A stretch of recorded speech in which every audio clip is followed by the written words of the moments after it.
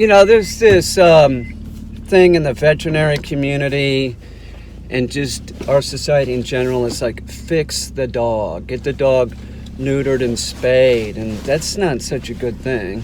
And that's something that dog trainers have known about for years. Your dog, you fix it, it gets fat and lazy. That interrupts their drive, man. It screws up their drive. You want a lazy dog that gets fat and really doesn't want to work? Fix it. Why are you fixing your dog anyway? That's the question that I want to ask people is, why are you fixing your dog? Are you not responsible enough to keep the dog from running around the street? Is your dog running around your neighborhood? Well, then you're not responsible. You should get the dog fixed. I'll tell you something, this notion that the dog that's fixed doesn't bite, like, you're out of your mind. I think the only dogs I've worked with that have bit have been dogs that are fixed. It's the truth. It's the truth. Like, somebody will contact me, they'll say, yeah, my dog's aggressive, and I don't understand it because I got the dog fixed. Oh, okay. Is that what the vet told you? You can't listen. You can't listen to everything that the vet says, first of all. They're doctors. They're doctors. That's what they do. That's about medicine. That isn't about behavior. It isn't about training. If your dog has, I've run into this too, the dog that is aggressive, that the vet says, oh, let's fix it. Like, sort of inferring that, like, after the dog is neutered or spayed, whatever, that it's going to, drop testosterone, that the behavior issue will go away. No, it won't. I'm telling you, I would say 95% of the dogs that I work with aggression, which, remember that aggression is the most common behavioral problem with dogs, is aggression. So it's very common. 95% of them are fixed. Maybe it might even be 100%. I'm trying to think of a dog that wasn't fixed. Boy, I'd really have to go down the list and figure out who it would be, but that's not going to solve your problem. And you buy a dog, and you buy it because you like these attributes, and then you get it fixed, you alter it, and then it no longer is functioning how it should. Think about it this way. If you were a guy or a woman, a male or female human, and they took out your ovaries and your testicles, how do you think you would be functioning? Now, there's studies done, people hate this, but it's a fact. There's studies done by many different universities. The most common one that you'll find is University of California Davis, and they've studied many different breeds, and what it does is it makes them unhealthy, first of all. I'm talking about the drive problem, okay? But dogs that are fixed, more incidences of cancer, joint disease. It's a huge problem. It is. And if you get the dog fixed, when it's, like if you get one of these pediatric, spay or neuters, the incidences are even increased more. So, like my dog Billy, not Billy, Billy's not fixed. Brewster looks like he was probably fixed about 8 weeks, something like that. And you go in pet stores and they'll say, oh, the dog's already fixed. It's 13 weeks old. You're spending thousands of dollars on a dog that's already fixed, and knowing that the statistics are that the younger you fix the dog, the more incidences of cancer and joint disease and other problems you're going to have. You're getting ripped off. Why is this so hard for people to understand? You fix a dog so it can't breed. Are you responsible enough not to let the dog run around? Ask yourself that. Now, other people, like I've seen it on Facebook, Like they have 2 dogs. They have a male and a female dog. Oh, I gotta get her fixed before she goes in heat. Really? Why?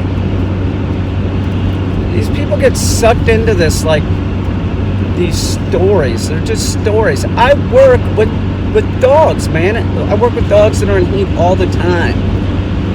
Not once has any dog gotten pregnant when it was with me, or did no dogs doing anything crazy. You separate them. You put a crate in another room. That's it. Put the male in a crate, put the female in a crate. In a week and a half, 2 weeks, it's all over. It's not that difficult. You want to have problems with your dog? Fix it. You're gonna have health issues and behavioral issues. It fucks up your dog's drive. It makes them lazy. It just makes them lazy. Like, it's really it's like the dogs that are fixed are much more hard to motivate. It's the truth. Like, there's this motivational thing with them that, like, I'm not saying I can't motivate them, but it's more difficult. And I'm a professional, so how do you think it is for the owner trying to motivate their dog? The person that has a job, that, and the dog just, like, looks at him like, you're an idiot anyway. They look at us like they're equals. That's the problem. You don't want them to look at you like they're equals. That's bad. That means your dog's status is screwed up. You want to make sure that the dog understands that it's a Marine and all 4 on the floor, not on a couch, not on your bed. Keep their status so that it makes sense to them. That's how they function. It's looking around and sees you as incompetent, which I would say most owners are looked at as incompetent by the dog. Like they look at us like we're weird looking dogs. Yeah, it's kind of flattering. It is. It's flattering, but it's a problem. And then you have a dog that's fixed, that has drive issues because it's told the wrong thing. So it's really hard to get the dog to function properly. I'm just saying, listen, I've told owners not to get the dog fixed. They do it anyway. They do it anyway. They know better. They know better than the dog trainer. It's ridiculous. But I've also, most of the owners, I would say, most of my clients that I say don't fix the dog, I would say 95% of them do not do it. Because I say, go read the studies done by University of California Davis. There's ongoing studies right now. They read it. They're not arrogant. I find a lot of people are arrogant. They think that they understand dogs because they've lived around dogs. Dogs are ubiquitous. They're everywhere on this planet. They're on every continent except Antarctica. So they're everywhere. So people think that they're supposed to understand them because they've been around them. Sort of like people that have children think that they understand children because they were a child once, which is absurd. It's absurd. How many people have problems with their kid? How many people's kids get in trouble?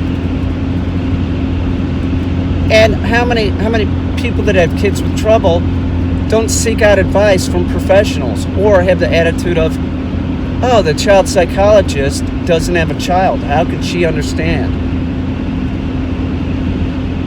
Or he understand? Do you see the point? Because there's a lot of science to back it up. There is. There's a lot of psych. They've been studying the human brain for a long time and the child's brain for a long time. So there's things that they could help you with, but you're too arrogant to get help with your kid. People are definitely too arrogant to get help with the dog. That's like pulling teeth. Most people, the dog is expendable. The dog is expendable. They'll get rid of the dog and do the old, what's the line? I gave that dog everything. Meaning, I love that dog, and that's the thanks that I got from the dog. That kind of attitude. It's absurd. It is. It's absurd. However, with all that said, if you're contacting a dog trainer that doesn't have a dog, I suggest that you I can think of this one dude. I don't know what he's doing nowadays, but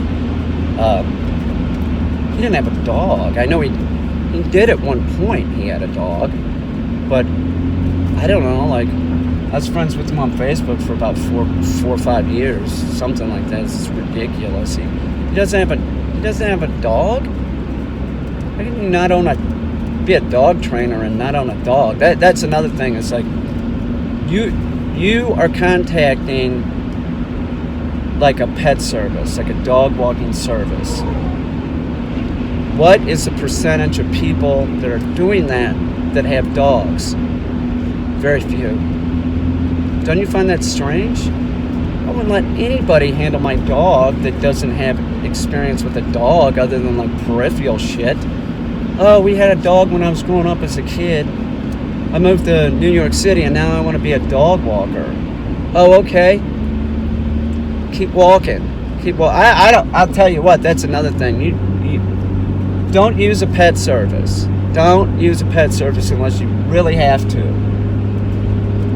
Anybody that is influencing your dog, remember that. Anybody that's like interacting with your dog, they're influencing your dog and they're going to screw your dog up. It's about consistency. If you're not consistent, meaning if you have multiple people dealing with your dog in multiple ways, your dog's going to get confused. It's going to get confused, definitely. Just know that fixing your dog is not going to solve any problems. And as a matter of fact, it's going to cause problems. It will.